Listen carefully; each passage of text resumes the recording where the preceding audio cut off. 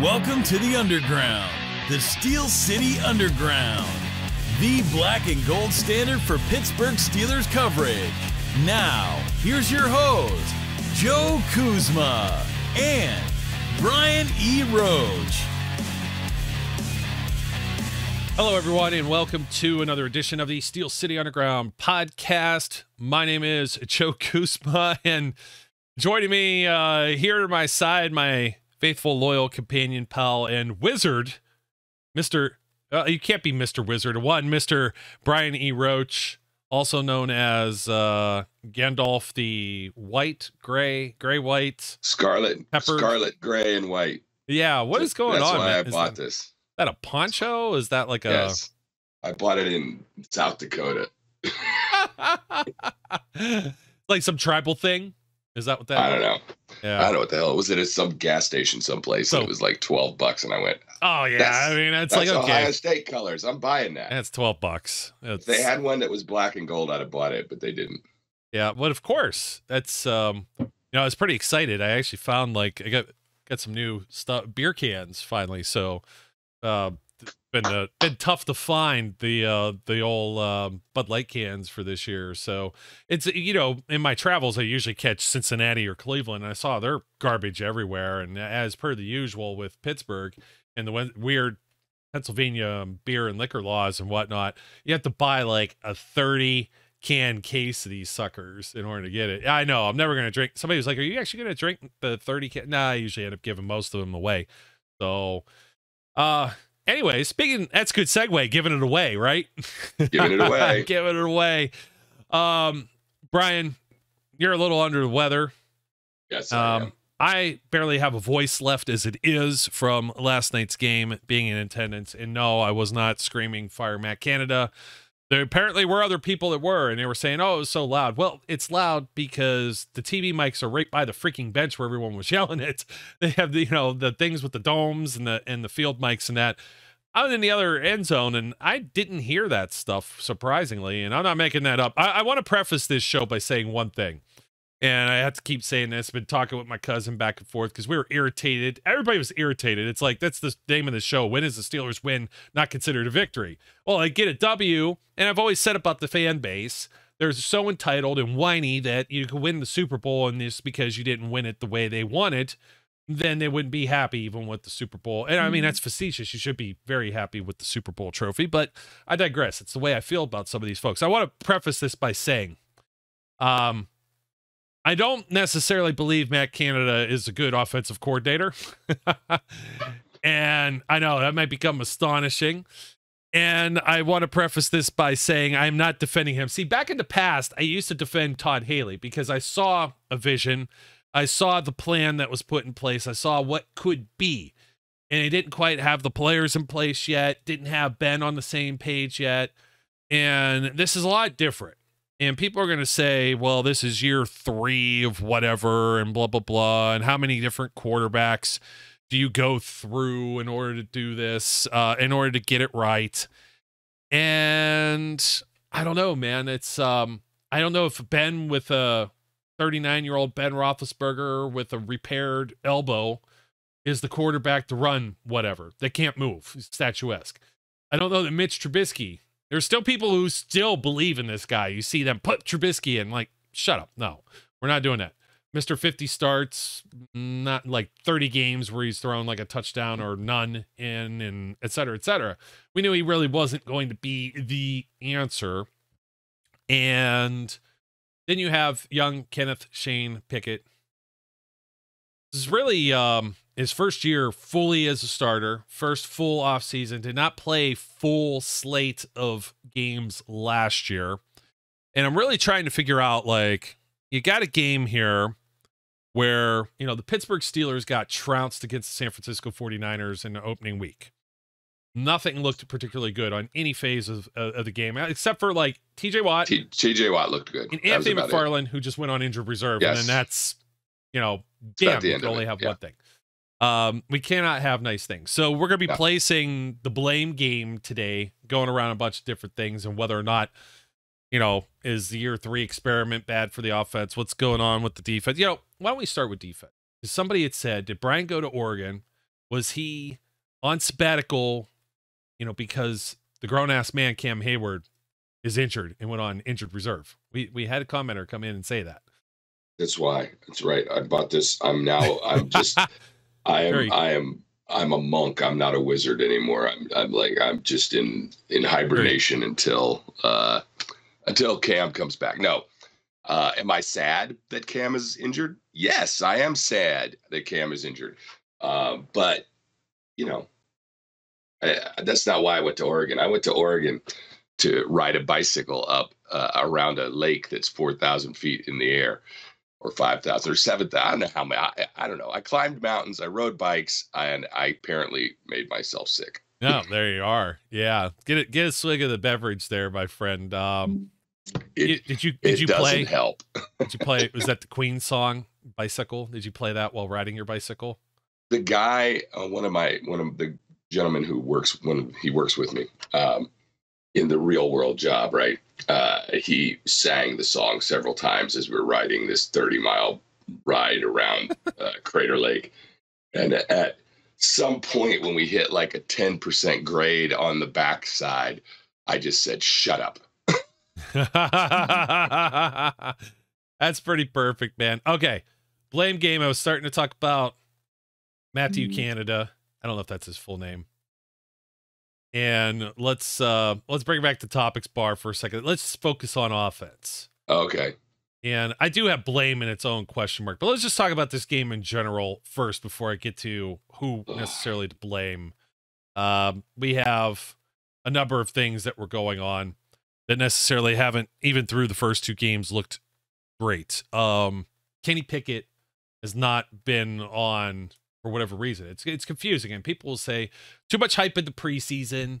I don't buy that. It seemed like everything was like you expect like a I know it's like they weren't all playing grocery baggers, right? I gotta tell you, yeah, like the concept of too much hype in the preseason. Look, they're not. That's just. They played like 9 series, and they looked really good. It was like 5. And sometimes those series were against 1s, and sometimes those series were against 2s. I don't think ever those series were against 3s, right? But they looked good. They looked consistent. They looked solid. They looked like shit. So excuse me, but yeah, they looked like poo poo. No, they look like shit. It's fair. I think we can say that. We don't usually swear or cuss on the show, but when it requires, yes, there's no other way of saying it. The hype of the preseason does not, make the poor play that we've seen coming out more poor. Like they've just been bad, right? It isn't, they were too hyped up. They just were bad. Now, they played a very good San Francisco defense. And they played a good, I'm not going to go quite there, but they are a good defense in the Browns. So they've played 2 solid defensive teams. And they had flashes. Like they had one nice drive against San Francisco. The nice throw catch with Pickett to Pickens for 70+ yards. Kenny has shown that 1/10 of the time he'll throw a good pass right now. That's the way it's looked to me. I was watching the game this morning again and trying to decide how many of these passes are good, how many of these passes are bad. And I'm like, all right, 10% of the time the ball is a good ball. And the rest of the time it ain't so good. Yeah, and that's where I'm at with some of this is I still don't want to get the blame. Well, it's going to probably be the coordinators when we get to the blame topic section, right? Like, because that's who everyone wants to blame. But yeah, Kenny's passes, I was starting to praise him as being accurate. He hasn't even looked the way he finished the season in, and I don't know if this is like sophomore slump, a little jitters, is this an extension of the preseason? Is it a byproduct of playing against better defenses? I mean, this is Jim Schwartz's scheme still on a guy who's practically like he's still kind of rookie-ish in ways. He You know what I is, mean? number of games. But Yeah. here's the problem I have with that analogy. Like, it's hard for me to blame the defense for the ball being behind guys. It's hard for me to blame the defense for the ball being over guys. Yes. Accuracy is how you beat a good defense. So he is not. I mean, the one throw that to Calvin Austin over Ward. Yeah. Nice. But like, the other one. Yeah. Nice, beautiful throw, perfectly placed, right? That's an accurate throw. But then there's the other throw that's nowhere near him. And then there's another throw that's nowhere near somebody else. Like, his accuracy just isn't there. Now, to harken back to days of yore, which I can say because I'm wearing this stupid thing. And as we harken back to days of yore, if you remember, starting games, Ben sometimes would just be off, and he was too hyped, right? He was too pumped, and all the passes were either way high or off target. And then as he settled in, the problem is I'm not seeing that right now with Kenny. There is no settling in. And I don't know whether it's nerves. I don't know whether it's just he's too pumped and he feels the weight of being the guy now. Like, it's no longer, if I get pulled in, I'm the guy that's taking over. It's my team, right? I'm the guy. And there is some responsibility that goes along with that. And maybe it's just an adjustment. We'll have to wait and see. Yeah, but we weren't expecting, I don't think, to see this based on the way the preseason not at all. No, training camp, everything fire. Looking good. And same thing with the offensive. So offensive line, I think, is part of this. That is a big part of it. I mean, so disappointed. I saw Suamalo, who I had nothing but praise for as well, blocking nothing on the one play where I don't remember who it was, like, ran free. Chuks Okorafor was getting manhandled by, was it Maurice Hurst? I'm like, who's Maurice Hurst? He's some like rotational guy that I don't even know. Like, let's take a look at let me pull up the Cleveland Browns thing, because it was like, who's wearing 90? This guy is like totally taking Chuks right tackle for lunch. Like, he's taking his lunch money, he's taking his Jell-O cups, he's taking all of it. Maurice Hurst, he's been in the league for 6 years. Okay, I guess he played with the Raiders a little bit, and et cetera, et cetera. I mean, it's not somebody that jumps off the pages like if you heard about, like Shelby Harris or Devlin Tomlinson or somebody like that, Zadarius Smith or any of these other guys. So, but the offensive line, it was like, I watched Suamalo on that play, like literally like just step inside and leave this big gaping hole. And those gaping holes don't seem to exist when they're running the football either. It was only when Kenny's like passing, and Kenny had to move and get away from pressure. And that's the reason he's brought in, is to be a mobile quarterback. It seemed like the last 2 weeks, choppy. There's no chance for a rhythm. How are you going to get a rhythm when it's not like these turnovers that the Steelers have when we talk about the defense? They scored off of them, so they don't even have like a short field or anything like that. They've been like long field situations. You get one nice big long play, somebody gets hurt. That happened the week before with Deontay Johnson. Makes that nice grab, catch and run, hurt, stop, dead time, TV timeout for commercial. And that happened constantly over these last 2 games. It's like, it's almost impossible to get any kind of rhythm that also helps you wear that other opposing defense down. You run a hurry up and they can't make the substitutions that they need. The defensive linemen are huffing and puffing, and then they can't get after. No, let's take a nice long 2-minute, make sure we get all the beer and pharmaceutical commercials in, and then we're back on the air here. That bugged me, offensive line. I'm going to wait to get to the coordinator, but I feel it's like it's a largely quarterback driven league. And Najee Harris, for what he ran for, 10 carries, 43 yards, looks better on paper than it truly did, because I think he had like 38 of it on 2 carries. 2 or 3 carries. Late. He had late three runs that were nice runs. The rest of the time, he had no place to go. And I can't blame Najee for that, right? There may have been one where I felt like but at the same time, probably the best run he had was him doing the same thing that got us burnt on the 75-yard run touchdown, right? Was reversing field and taking it where there just was nothing there. I don't think Najee's the problem. I don't think Jaylen Warren is a problem or is the answer to the running game problem, because Jaylen Warren also had runs that went no place at all. It does boil down to the offensive line. And maybe this is a function of they're still a new unit. They're still gelling together. I know they had the whole preseason, but that's not really even a whole game, right? So they played 2 games now. Maybe they're going to get better. I didn't see it, in this game. I certainly didn't see it in the first game, but I'm optimistic that they did the right things. Now, that being said, this is not an offensive lineman, but I have to point this out because I noted this as I was watching the game again. Big Mr. Washington, he had quite a lot of fun with Mr. Garrett. Like, he manhandled Myles Garrett more than once during that game. And that's a tie. I mean, I know he's the 6th offensive lineman, but I want to give him some kudos. Like, nice game. It was a very nice game. I would love to see them figure out how to throw the guy the ball.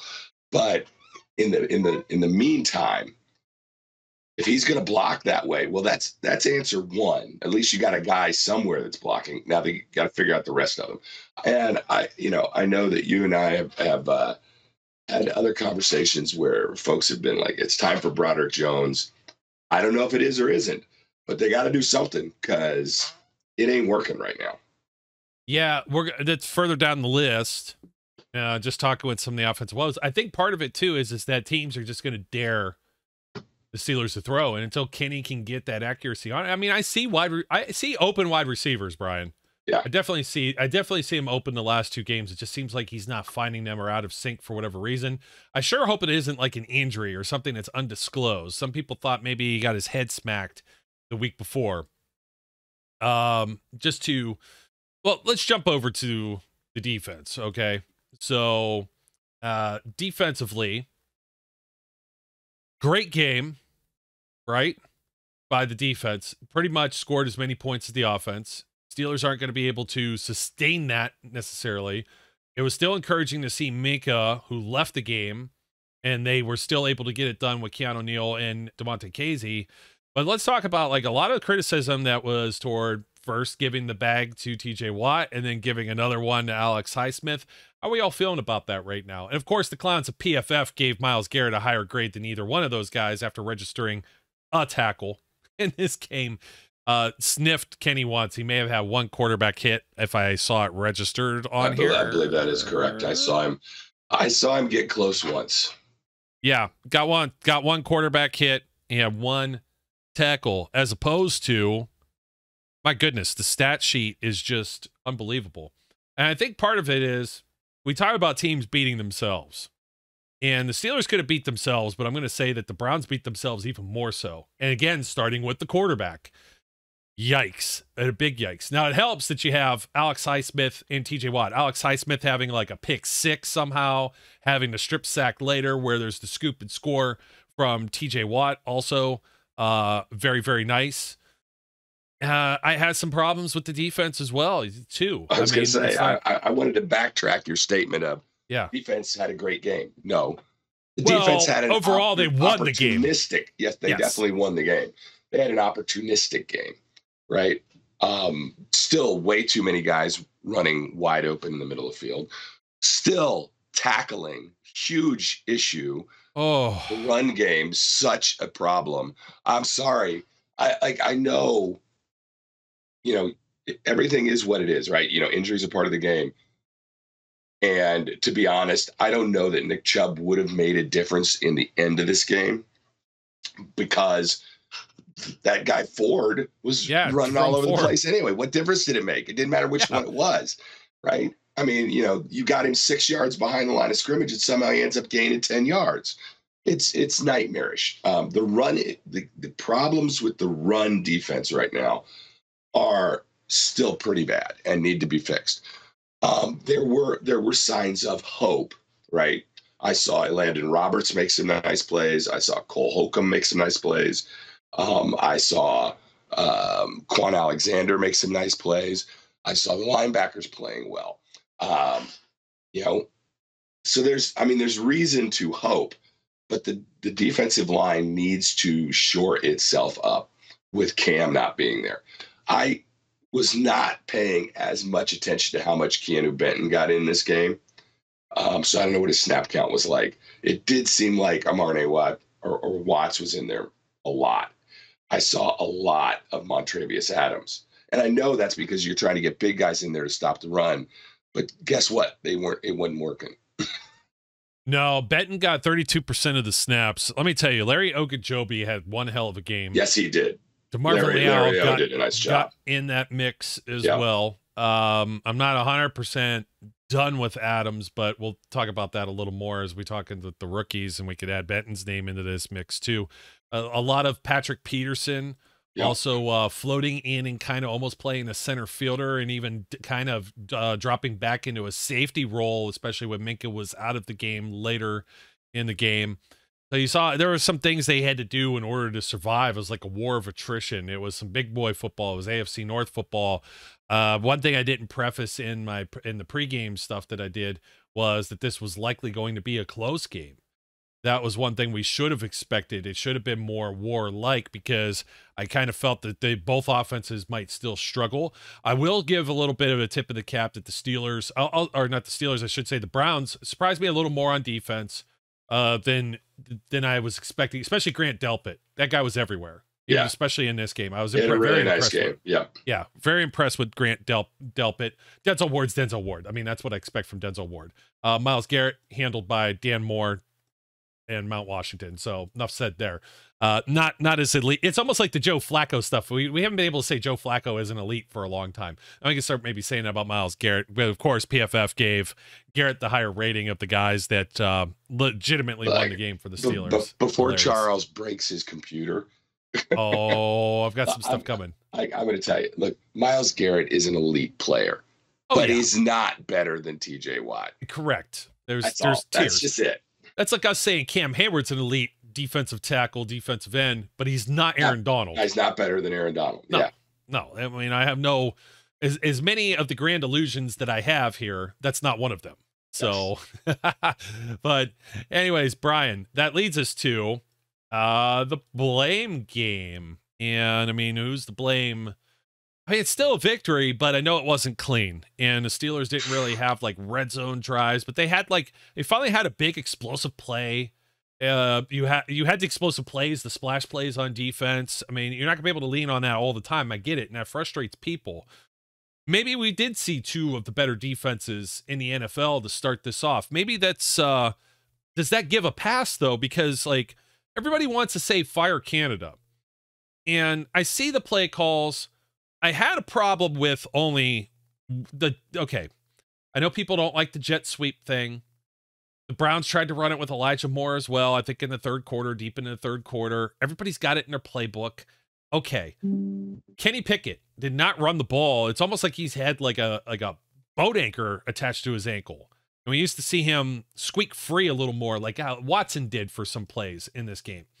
And none of that. And then all of a sudden it was a keeper that was very poorly disguised with the motion. I wanted that play. I just didn't want it on third down. I wanted that play on second down. And it's coming out of the shotgun. I think the only way I could defend that, and people are going to be like, oh, you're absolutely crazy. You're probably going to laugh at this too, is like, you think about this from a certain perspective of, I don't think they actually were trying to go for a first down at any point with this play. If it worked, great. We're not trying to fumble the snap. We're not trying to fumble the exchange. We're just going to hold on to it, and that's all. And I actually think maybe this could potentially have been on Kenny, who's not been seeing the field or reading anything well, as we've already prefaced. This was maybe more of an RPO type thing. You got to see the replay. I did not get to see a replay on TV. Did it kind of look like it was a pull in, pull out type thing by any chance on that play, or did he just keep it the whole time? Oh, tell me I'm crazy. Mean, you might be crazy, but okay. Well, we knew that already. He is not. It is clearly an RPO, but it is not an RPO that had any P in it. Right. And there's no. I'm drinking water over here, and you almost had me spit it all out. I mean, it's a run pass option that was never going to be anything but a run, right? He was not scanning anything. It was purely a quarterback draw that was disguised as an RPO play, right? It was poorly executed, poorly done, and it probably wasn't the right point in time, as you said, to call that play. You know, But you don't risk throwing the ball there the way. I mean, Kenny should have had another pick. He threw one that should have been out of bounds. Was that Newsome? There may have been two that he should have picked. Right in guys' hands and just. If you're gonna do that, right? If you're gonna run, like I hate saying this, but don't overthink it, right? Don't outthink yourself. Sometimes if you're trying to get whatever it was, 2-3 yards, I can't remember what the down distance was. Sometimes you just got to run. And if you can get it, you can get it, but don't overthink it and lose two more, right? You can be too cute. And sometimes Matt Canada is too cute. Not physically, because he's ugly, but would you just that's spoken as an ugly man, right? I am an ugly man, and I recognize like he's an ugly man. Yeah, he's well, let's not go there. But smack it right in the middle of the what I wanted on like a 3rd and 1 at one point was just sneak the ball. Like, just something. Get like behind this guy. Get nasty. Get nasty. I know like they don't want the whole like push the quarterback from behind kind of thing, but there's still ways of doing this. And why not? They did it all freaking day in the Patriots game the day before. I know. It's annoying. It's annoying to see like discrepancies. But anyways, that leads me back to like a 2-point play too, where Najee Harris was not successful last year in week 18 with the whole reach over and they punched it out, and this happens again. Was the worst of all the calls for, I get it. You're going to go for 2. And I applauded the going for 2. Yeah. Again. Because of the penalty. The penalty puts him right up there on the doorstep. You might as well try for it. This is not the team you try to do that stupid dive reach over on, right? You've got, they've already been dominating your offensive line to a certain extent, right? They're getting pressure. They're getting pushed back. Where you're going to go. And when you reach the ball out, we all know there's somebody's just going to go whack, right? And sure enough, that's what happened. Yeah, you'd think there was a history lesson there from the previous game, know? So that's the Matt Canada side of things, right? And I don't know what you do there. Everybody wants him fired. I say, let's see what they do against Raiders and Texans. When the Steelers got to bye? Week 6? Hold on a second. I got to pull it up again. Is it right after the Ravens, I think? The Ravens in week 5. You just won a big game. It's week 6. You got a divisional game. You got a bunch of AFC games here. Are the Raiders a major test? We'll start talking about that here in a second too with the rookies. I don't know about that, but test. Yeah. It got to go on the road, prime time. Yeah. 2 road games coming now. So can the offense get it together while playing on the road? I don't know. We've always had these discussions of the slow start. So you mentioned Ben Roethlisberger too. And so Kenny may be partially to blame, but I remember Ben all the way through like 5 weeks. The old gunslinger doesn't have it. I got to bring that up all the damn time. Threw 5 picks against the Jaguars, and everybody was thinking he was washed. And you had like similar slower starts, and that was pre-Matt Canada. So I don't think it's like just all Matt Canada. I think some of it's personnel. I think it's still a young team that's learning. And I do think there's other adjustments that can be made. Hold that thought. Blame game. Where do I want to go first with this? I don't want to see Gunnar Olszewski on the field ever again. Like, it was him or Terrell Austin. I'm like, who am I gonna drag under the bus first? Because I'm just gonna tell you, when he toe tapped the damn kickoff, then tried to pretend that he didn't do that, I was like, all right, you're cut. That's it. You're cut. This is your job. You should know. You're not receiving a pass where you need to toe tap to try and stay in. Let it go out of bounds instead of backing us up to the 8, 9, 11, whatever the hell. I couldn't watch the game live because I was on an airplane coming back from Oregon, right? And This is my shout out at United. What the bleep, United? What kind of damn ass old plane did you put me on? No in-flight entertainment, no direct TV. The internet didn't work. What the hell? United, you are going way down in my estimation. I've been a United person. That's all I fly, right? I'm going Delta. Screw you, United. Anyway. You tell them. You tell them. You tell them. Like they care. Yeah. Like they watched a Steelers podcast. Whatever. Anyway, I'm putting United on blast. Screw that. There you go. So I mean, I would have been thrown off the plane. Maybe they didn't have internet because they know, oh, we got this idiot Steelers fan on the plane tonight. And if we let him watch this Steelers Browns game, he's going to lose his mind. Because I would have lost my mind. oh, if you were there like live in person, dude, there's no doubt. Like just sitting there, just being like you're waiting. It's the meme with the stick. Wait, let's do something. You know, the consolation in this, as we've mentioned for many years, is that September apparently is still an extension of the preseason and preseason football. You look around, like the Bengals have no business being as bad as they are in 0-2, and I'll gladly take them losing 2 games in the division to start this whole thing out. That really puts them in a nice hole. The Steelers 1-0 in the division. That's a really nice place to start. So it might have been ugly, but that's where you consider a victory and a win a win. Yeah, I will take an ugly win over a pretty loss 100% of the time. Yeah, I know. It's like, oh, we almost could have had them, and it was like almost like 10 times throughout the season. You end up like 5-12 or whatever it is now. Before one of you guys calls me out on this, I know there's no pretty losses. Right? There is no pretty loss. I get it. It's just a statement. So Brian, right after the interception, very first play of the game, Deshaun Watson looking for Harrison Bryant. They bottled up these tight ends for the most part. They did a nice job on tight ends. Yeah. For the most part, I was like, where's Njoku? Where's some wood to tap on? And then, of course, he had like a big pass play. I'm getting tired of people just roaming free. We'll talk about that in a second because that's part of the Terrell Austin thing. But back to Gunner. The Browns had an 11-play, 50-yard drive. It ended Dustin Hopkins' 43-yard field goal. Gunner making that boneheaded mistake right after that. Like, for all intents and purposes, the Steelers offense had not been on the field yet. Guess where they start? Instead of being at 15-yard penalty on the 25 because it goes out of bounds, touchback on a kickoff is the 25, the 15. You're going to be on your own 40. They start at the 9. Yeah. I mean, and then, of course, Kenny gets picked off, and you're just kind of lucky in this case that Larry Ogunjobi gets a sack right after this. Njoku, 1 yard, combo tackled by Minkah Fitzpatrick and Shandon Sullivan, and then an incomplete pass intended for Elijah Moore with pressure from Larry O once again, and just they got forced backwards, and then he misses a 43-yard field goal. And the field goal woes for the Browns continue there. But at some point, you come in after halftime, and the way these things have been going, and the Steelers go, trying to see here. They get Chris Boswell field goal here out of this play. George Pickens had a nice catch for 25 yards. It was one of the few first downs that the team had gotten in this game, sadly. And Boswell has a 50-yard field goal.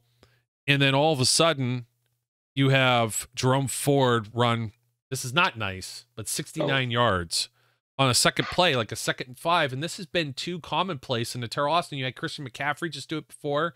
I could go back like a couple of years. Like this is just a repeating pattern. And this one is even worse. Like, I get it. This is how it sometimes happens. But you got the guy stopped, right, on the other side of the field. And you let him, like, whoever is supposed to contain the other side, you let him get outside. It's just, obviously the play is off to one side. He reverses field and goes the whole way. It's just the run defense is about maintaining your lanes, maintaining your assignments, right? And containment. That's what run defense is about. And they just are not doing it right now. So is it personnel based or is it coaching based? Because I have another guy to throw out there with Gunner that I'm pretty sure is disparaging the good number of Barry Foster. Levi Wallace just does not. He doesn't seem to fit. Like, that was his contain. He was on the back end of that. Not to mention there's like 5 other dudes that probably should have had a tackle. Jumped in there. Put your hand in the pile. Come on, somebody tackle this guy. He's not Nick Chubb. And like, I'm kind of done with Levi Wallace. Get to the rookies in a second. Speaking of with Nick Chubb, what do you think about like people saying necessarily?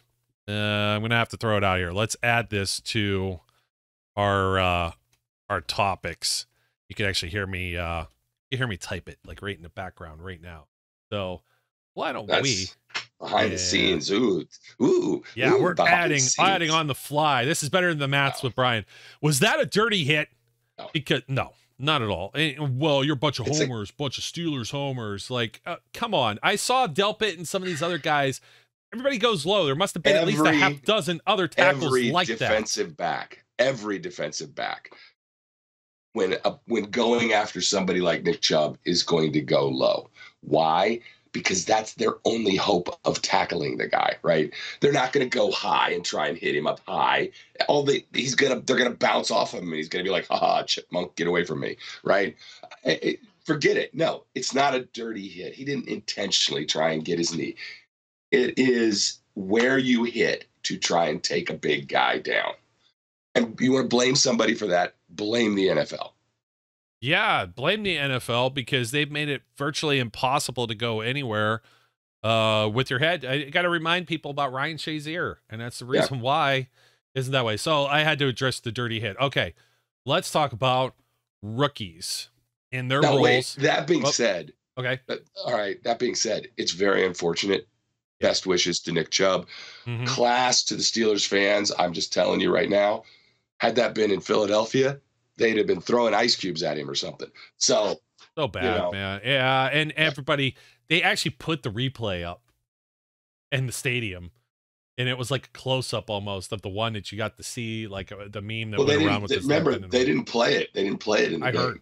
Yeah, they refused. They said it's too graphic. We're not gonna replay it. Yeah, I had heard that, and you just heard a collective, ooh. You could you could hear. Yeah, like, sick. In the replay of the game, when I'm watching it, right, I'm like, I know what just happened there. Yeah. Okay. It was loud.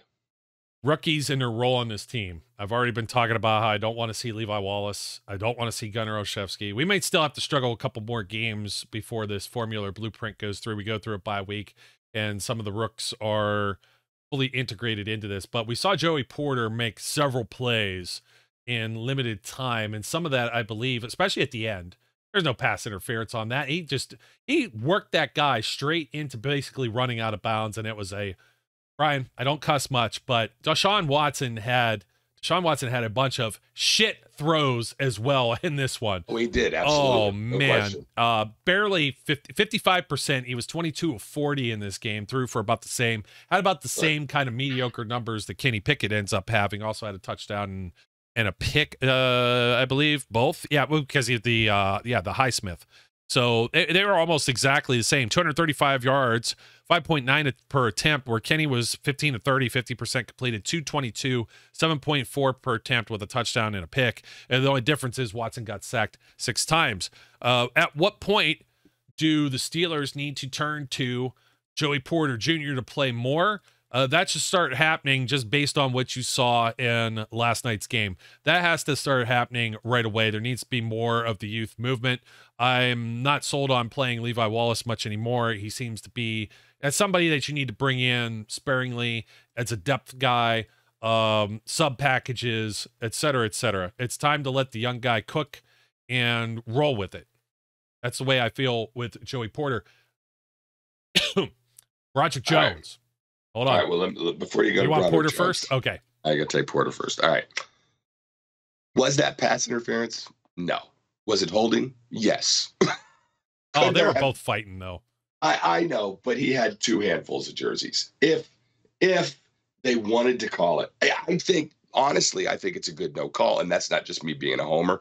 That is me flat out saying you still let the guys battle, right? He did not deter him. Right, in the sense of it was going to be an easy catch and he made it an impossible catch or something like that. They're 2 guys battling, right? I'm okay with it, but by definition, he could have been called for holding because he was holding the jersey on both hands. They got Pat Pete on that earlier in the game too, where it was the same thing going both ways, and referee only saw it the one way. So you don't see it. Those are going to be hit or miss calls. Fine. It is not a play that was so blatantly bad, right? This is not the play that cost New Orleans or whatever it was, whoever it cost that playoff spot, where it was like, holy crap, how could you not call interference there? That was not this. Now, that being said, yes, Joey Porter needs to play more. Yeah. He's got to get out there. We already said Benton was out there. So Benton was very forceful, but I mean, Leal, Ogunjobi, that kind of rotation was nice. You get to see a little more of Armon Watts in the game as well. But Broderick Jones, okay. The Dan Moore thing, this reminds me of Kenny Pickett last year. Kenny Pickett's running a juggernaut to start the season. You've got, how did it all start out last year? What was it? Cincinnati off the Super Bowl, division game, division opponent, New England conference game, legendary coach, usually tough defenses. And then what was the third game out of that batch? Cleveland, another divisional game. So these are high risk type games. I think that's the way that Mike Tomlin has been kind of using the kid gloves, and Dan Moore. Dan Moore's at least acceptable at times. And I'd be like, but this needs to change. And they got to be able to road grade and get this running game going, because that's what helped Kenny last year. In order to do that, Broderick Jones got to get on the field. In order for Broderick Jones to get on the field, something has to happen where Dan Moore is no longer out there. And I don't really think Dan Moore moving to the right side for Chuks Okorafor is an answer either, from just a short sample size against the 49ers.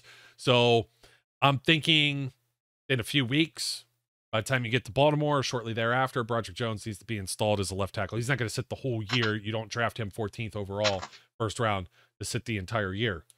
The only reason, look, and this is, again, blatant bluntness here. The only reason that he sits the whole year is that he's not as good as we thought he was going to be.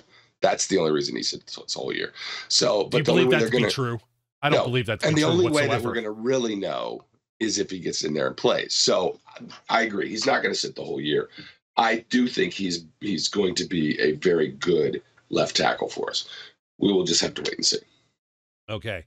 Okay. So I've mentioned Benton as well, and he's getting his time already. And we kind of surmised to start the season that he might be one of the rookies that gets to see more time. Darnell Washington. Let me see where Darnell Washington was at playing time wise. I was bouncing around the game book here. 48%, almost half the game. But you got to get him involved in the pass game. But then again, where was Pat Freiermuth? You got to get, yeah, exactly. What Pat Freiermuth in 2 games? What, 2 targets, 1 catch, maybe 3 targets, basically, 1 catch. Yeah, the something.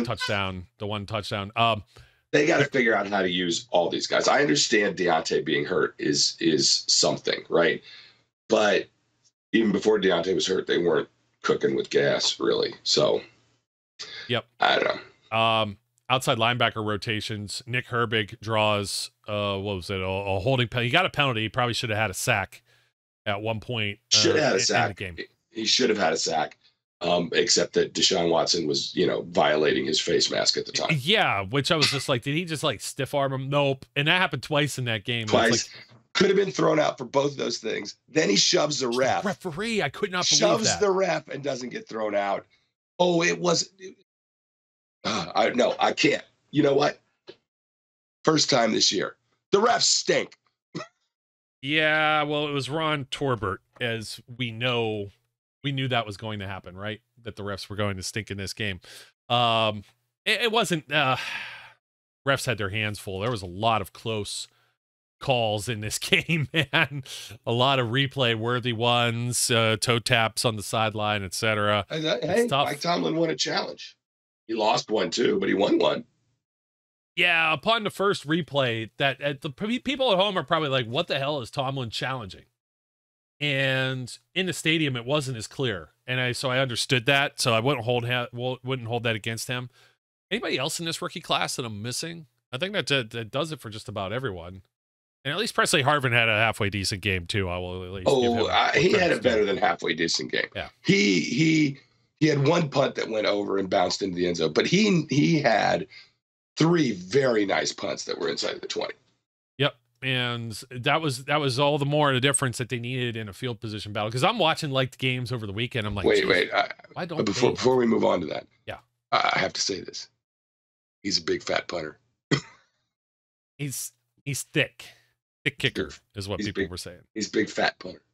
Yeah, thick kicker. So As far as the rookies, why am I drawing a blank? Who else? I mean, you're not going to see Spencer Anderson or Corey Trice is on injured reserve, so I think that takes care of everybody, right? Yeah, I think so. Yeah. So I mean, you're seeing some of Herbig, and Herbig's getting done, and it's nice to have that kind of depth along with Marcus Golden there. Marcus Golden played. Yeah.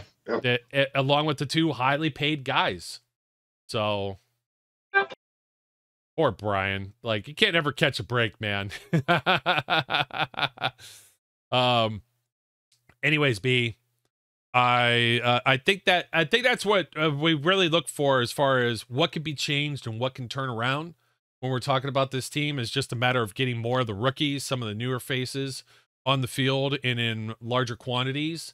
The linebackers, I think they were starting to find a decent mix. It was a little tricky because you got to contain a running quarterback. You got to contain a good running back or good run game. How about like I noticed the Browns, though, with TJ Watt in particular, DeJuan Jones from Ohio State, where we were talking about a massive man. And they would just let him. He seemed to get a little bit of a skip and a beat on the line, but they would always send somebody else to try and block TJ first. They didn't even attempt the double team with Jones because they still felt that maybe TJ could beat the double team, let him beat the first guy and have to beat a second guy. It was like more of a tandem kind of tag team. Well, you're tagged out. You already beat him. It wasn't working so well when you got Alex Highsmith coming in right from the other, like how many guys are going to block? So I was encouraged by that. Not necessarily. So you need some WD-40 for that damn chair. You know that? It sounds like a sick bird. Who says it's the chair? Oh boy. Oh boy. And Brian's only got the poncho on. It's the chair. So yeah, I'm encouraged by the pass rush, and that also means that Casey and Neal being former teammates with the Atlanta Falcons probably helps to have some chemistry there. You hope that Minkah is okay. They can't afford to not have Minkah for some of these games. I think the reports are that he's hopefully fine. Yeah. And so that leaves us to one last thing I think I need to get to. This isn't a show where I'm usually petty, right? I'm not petty. I'm not a petty person, am I? Not a petty person. Okay, fresh sarcasm served here. I kept some receipts from last week. Actually, I didn't. You know what I did, Brian? All I'm going to do is peruse our YouTube channel. And I'm going to go find all of these trolls who probably aren't listening to the show today. Let's see if I can. What, all the Browns fans? Oh yeah. Oh. A bunch of. We used to use the word asshat a lot. I think this fits in right here. I still love that word. Oh, there's no better word than asshat. Yeah. Well, that's not true. There are better words, but I like that word. Yeah. So here we go. Mike Laba, whatever, Slabba Laba Ding Dong. As a Browns fan, I'm excited for this game. This one, I think, although not against the most formidable Steelers team ever, I think it will tell the tale of how the Browns season will move forward this year. Yes, it should. Let's go Browns. Keep the good up. Yeah, okay. Bubby Pickett and the O-line look very JV. I hope they like their jobs because week 1 was all on the players, not coaching. Let's see. I have a feeling a few of these got deleted since this morning. I should have screen capped them. Let's see. Everyone's sick. Let's see. Oh man. Here we go, Brownies. Here we go. Watson has a higher ceiling type ability compared to Purdy. Compared to Brock Purdy. Higher ceiling. It's tough listening to this homer. I'm talking about me, Brian. Tough listening to this homer. Nick Nasty. Browns units or this is a good one, a meaty one. Browns units are equal to or better than everyone on the Steelers except linebacker. If the Steelers win on Monday Night Football, it won't be because of history. Yeah, well, it wasn't. I don't even understand his comment. I don't know. Here's one. We've got a wait, no, I have to go back to this. When has anybody ever won a game because of history? I don't know. Because I go through the historical things like all time, at home, away. I'm like reading like part of the press releases that come out as part of the pregame. And somebody like took because they listened to 2 minutes of the show. Say it differently. Say it like, the past is not going to dictate the outcome of this game. No, I don't believe that, because the Steelers hadn't lost on Monday Night Football. Was this 21 in a row now? Hadn't lost since like 1991 against what, the Raiders and Jeff Hostetler at home, or on Monday night, or at home, or both. Maybe it was at home. Doesn't matter. But history did not lost dictate. To the Browns. You know what dictated? In a regular Alex season Highsmith, game. Alex Highsmith, T.J. Watt, though some of the other guys on defense. That's what dictated the outcome of this game. Deshaun Watson stinking up the joint, maybe worse than Kenny Pickett did. That's what dictated the outcome of this game. Yeah. Well, we know we're only homers. $40 billion quarterback that sucks. How about that? Yeah, and they're going to be dealing with that for a long time. And now people are starting to maybe put some respect on Alex Highsmith's name as well. What a game! Like both of these games for TJ Highsmith to a lesser degree in game one. Just somebody said coming out. He was going against an all-pro tackle in game one. Yeah, that's maybe the best in the game right now. Yeah. So here's somebody said coming out party. Might have been Bob Labriola. Look, this isn't news to us here. We've been talking about Alex Highsmith for a while. Every single year since he was drafted. Since he became installed starter, we said forget about Mark Ingram. Or Melvin Ingram, sorry, with one of the Ingrams, the whole Ingram clan. Forget them all. And forget about him. This guy's the guy, and he's better than Jadeveon Clowney, who was with the Browns the previous 2 years. Now he's with the Ratbirds, right? Might know a thing or two here, Brian. Might not just be homers, might not just be bias. We may have noticed something, but I got to let you know that according to Nicholas Gargles or whatever, 7867. Man, this show is awful compared to the Browns official podcast. Did you notice like the colors and the branding and everything? That's, like, I mean, like, what do I even say to that? So, what do you say to that? A Steelers podcast is terrible compared to a Browns podcast, and I'm a Browns fan. Right? Okay, clearly. Go listen to that then. I know. Guess what? They're going to tell you got your ass handed to you this game. Yeah. So, I mean, overall, Steelers are 1-1 against what might be a Super Bowl favorite coming out of the NFC. That's their loss so far. They get a divisional game, conference game, rivalry game under their belt. Got to be better, like, on offense. And I think part of the keys to that we talked about is hopefully you got to have some continuity of the offensive line. I don't understand why Sumalo, like, remember we used to talk about Dan Moore not having a capable left guard next to him? Well, he's got a capable, it might be just Dan Moore now, you know what I mean? In theory, he has a capable left guard next to him. Let me just make a comment about the whole Homer thing. While I know we are homers, of course, this is a Steelers podcast. We're going to favor the Steelers. We also are pretty blatantly telling you that Kenny has stunk up the place the first two games. Yes. So, we're not sitting here going, oh, Kenny's getting robbed and, those people are abused. It's mean. No, he stunk. He stunk the first game. He didn't smell much worse or much better this game. So we're also pretty blatant when they're bad. Right. We may homer our way to certain things. Our outlook is going to be homerish in the sense of, do we think they're going to beat the Raiders next week? Of course we think we're going to beat the Raiders next week. Hell yeah, they're going to beat the Raiders. I don't think they beat the Raiders. Like the Raiders, unless they make Jimmy Garoppolo look like, Joe Montana again, which is highly possible with the way the receiver's been running free. But I really feel like Levi Wallace was abused. And then Deshaun Watson, if you notice, he didn't pay attention. Let's go after the rookie. Let's go after Joey Porter Jr., and that didn't work out very well in any instance where he went in that direction. Yes. Joey could be handsy. He's young. It's coachable. It's a learning experience. I'm willing to take that versus the alternative of just getting smoked. God, man, there was the one play. I feel like it might have been the Njoku play. Now I'm thinking about it, where Levi Wallace was, it looked like a zone. And he's like, oh, I'm going to bump this man off to the next zone with, like, nobody there. And Cole Holcomb's, like, the nearest guy, like, roaming middle of the field. But it was just kind of like, there's no other responsibility or even any threat. There was no other back coming. Everybody else was cleared out to the other side of the field. It made absolutely zero sense to me. But, and it's one play.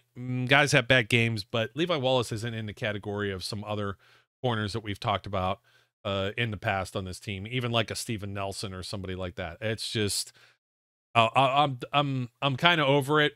Like I said, Gunner, the fumble, the bad, like let's get the ball on the 40. That could have really set like a whole different tone for this game from the start. And instead, you didn't. Like your play calling, true or false, Brian? Play calling from your 9 versus your own 40.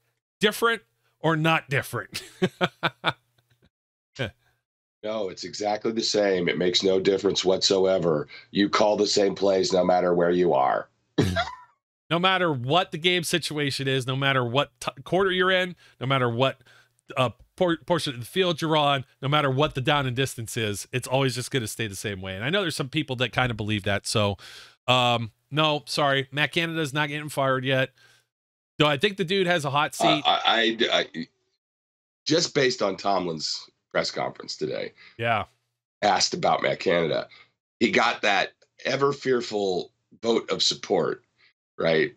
But the caveat was we also accept that things have to change and there are problems with the offense. And we're looking at what we can do about that. No, he's not getting fired tomorrow. Right. No. And he's probably not getting fired next week. If we get to week 5 and they have like 2 first downs in the first half of every game so far in total, yeah, he might get fired. I was thinking for the development of Kenny Pickett originally. You don't want to change OCs, but he does have a quarterbacks coach in Mike Sullivan who has experience at both the pro and college levels. I believe he also has experience pro level. Let me just take a look before. But Mike Sullivan would be the candidate, obviously, as the current quarterbacks coach to take the helm there. I would believe they would not be an outside hire. It's not somebody that they're going to just bring in from the street. So and it could even be interim, right? He could be interim offensive coordinator. They do a search, and if they think he's the best guy, then they keep him. Again, that is assuming that we look at a dumpster fire for the next 3 weeks of an offense, right? And if we don't, and they start to turn it around, then forget about it. Sullivan, yes, offensive coordinator, Tampa Bay Buccaneers for 2 seasons, 2012, 2013, and also with the New York Giants, 2016, 2017. So he has previous experience. He's also been a wide receivers coach, offensive assistant, defensive backs coach. He's kind of made his hay all over the place, but primarily quarterbacks offense within like over the last 20 years or so. So we shall see. He does get credited for coaching Eli Manning to one of his best statistical seasons. Eli Manning throwing for almost 5,000 yards, 29 touchdowns, 16 picks, and over 60% completion percentage. And so we shall see if the Steelers would actually pull the trigger on there. I mean, there would be a little bit, at least some continuity. I got to imagine Sullivan has some fingerprints in this playbook, you would think.